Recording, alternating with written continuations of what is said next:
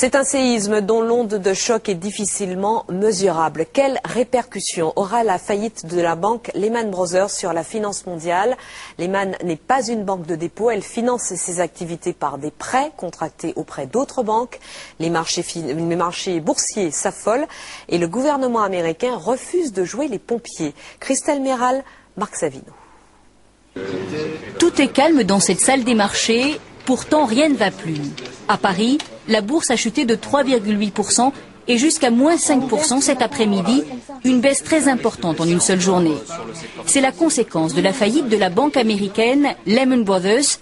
Les investisseurs sont très anxieux. Le marché baisse parce que les marchés sont inquiets. Et à partir du moment où on est inquiet de la croissance économique, on est inquiet sur les résultats à venir, on est inquiet sur les perspectives économiques et ça s'enregistre par des baisses de 5%. Et l'on parle déjà d'un Black Monday, un lundi noir. Lehman Brothers, c'était la 5e banque d'affaires aux USA et c'est la plus importante banqueroute de l'histoire financière des États-Unis. À New York et à Londres, les 26 000 salariés font leur carton. Les cartons, ça veut dire que la banque ferme, mais je ne vois pas ce que je peux dire de plus. Terrible, c'est comme un énorme tremblement de terre.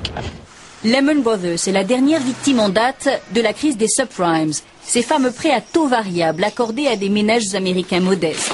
Aujourd'hui, beaucoup ne peuvent plus rembourser car les taux d'intérêt ont flambé aux États-Unis et c'est tout le système financier qui est gangréné. Lehman Brothers est une banque qui n'a jamais prêté d'argent aux ménages. Mais le problème, c'est que ces banques qui ont prêté aux ménages subprimes, c'est-à-dire ces ménages pas solvables, un grand nombre de ces banques ont fait faillite. Et vous aviez des grosses banques, dont Lehman Brothers, qui avaient des engagements dans ces banques qui ont fait faillite. Et donc vous avez véritablement un effet de domino avec l'ensemble du système financier américain, mais pas seulement américain, qui aujourd'hui est en grande difficulté.